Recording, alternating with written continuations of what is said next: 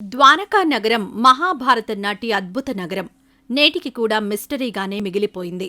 శ్రీకృష్ణుడు రాజధానిగా చేసుకుని పరిపాలించిన ఈ చారిత్రక నగరానికి సంబంధించిన ఆనవాళ్లు గుజరాత్ సముద్ర తీరానికి సమీపంలో ఉన్నాయి అని కొంతమంది బలమైన నమ్మకం. అందుకు తగ్గట్లుగా కొన్ని పరిశోధనల్లో పలు ఆధారాలు బయటపడ్డాయి. అయితే అది అందరూ అనుకుంటున్నట్లుగా వాసుదేవ కృష్ణుడు నిర్మించిన ద్వారకా నగరమేనా, సముద్ర గర్భంలో నేటికి చెక్కు చెదరకుండా అలాగే ఉందా?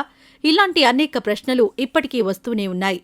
ద్వారకా నగరానికి సంబంధించిన సాక్ష్యాలు, దొరికిన ఆధారాల గురించి ఇప్పుడు తెలుసుకుందాం.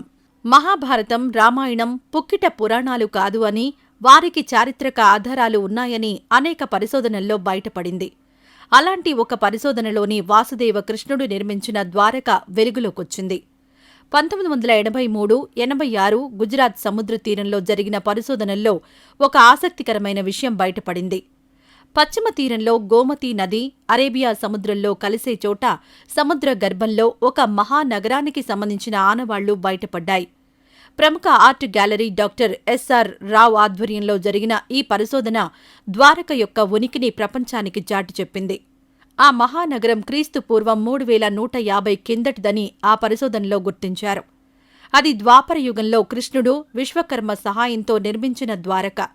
గుజరాత్ నుంచి 20 కిలోమీటర్ల దూరంలో సముద్ర గర్భంలో 40 మీటర్ల లోతులో సుమారు 9000 చదరపు కిలోమీటర్ల వైశాల్యంలో ఈ చారిత్రక నగరాన్ని నిర్మించారు.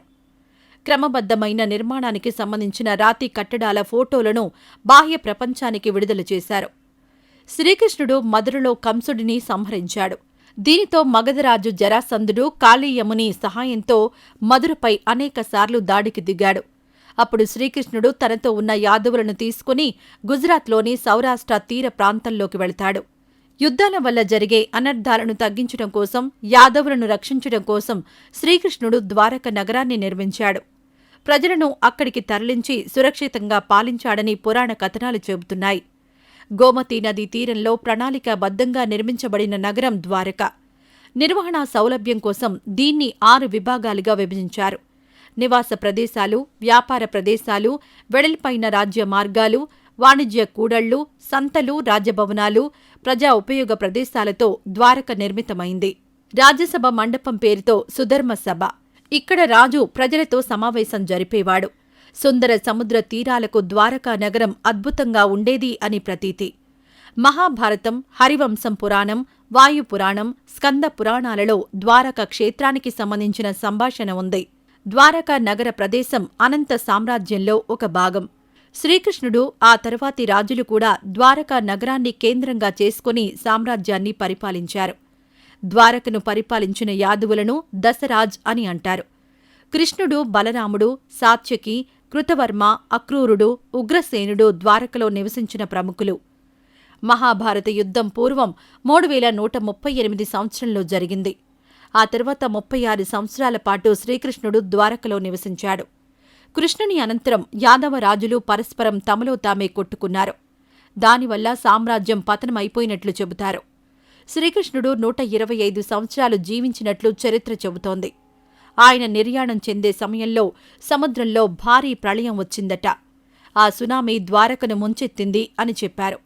సాగరం ఉవ్వెత్తున ఎగసి వస్తుంటే తాను చూశాను అని మహాభారతంలో అర్జునుడు కూడా చెప్తాడు. ద్వారకాపురి క్రీస్తు పూర్వం 1443లో సముద్ర గర్భంలో ఒరిగిపోయినట్లు చరిత్ర చెబుతోంది. తీరం వెంట దీని ఆనవాళ్లు కూడా లభించాయి. ప్రస్తుతం గుజరాత్లోని జామ్నగర్ సముద్ర తీరంలో ద్వారకకు సంబంధించిన ఆనవాళ్లు కూడా ఉన్నాయి. ఇక్కడ ఉన్న ద్వారకాధీశుని ఆలయం కూడా చాలా ప్రసిద్ధి చెందింది. దీనిని శ్రీకృష్ణుడి మనుమడు వజ్రనాభుడు నిర్మించాడని ప్రతీతి. ద్వార్ అనే పదానికి సంస్కృత భాషలో వాకిలి, ద్వారం అని అర్థం. ద్వార ఆధారంగానే ఈ నగరానికి ద్వారక అని పేరు వచ్చిందని చెప్పారు. అనేక ద్వారాలు ఉన్న నగరం కాబట్టి ద్వారక అయింది. హిందువుల అతి పవిత్రంగా భావించే చార్ధామ్ 4 ధామాలలో ద్వారక ఒకటి. ఆ మిగిలిన 3 పవిత్ర నగరాలు బద్రీనాథ్, పూరి, రామేశ్వరం. ద్వారకాధీశుడి ఆలయంని జగత్ మందిరమని పిలుస్తారు. ఈ ఆలయం యొక్క ప్రధాన దైవం శ్రీకృష్ణుడు. జ్యోతిర్లింగాలలో ఒకటైన నాగేశ్వర లింగం ద్వారకాపురి సమీపంలోనే ఉంది. ద్వారకలో శంకరాచార్యుడు ద్వారకా పీఠాన్ని స్థాపించారు.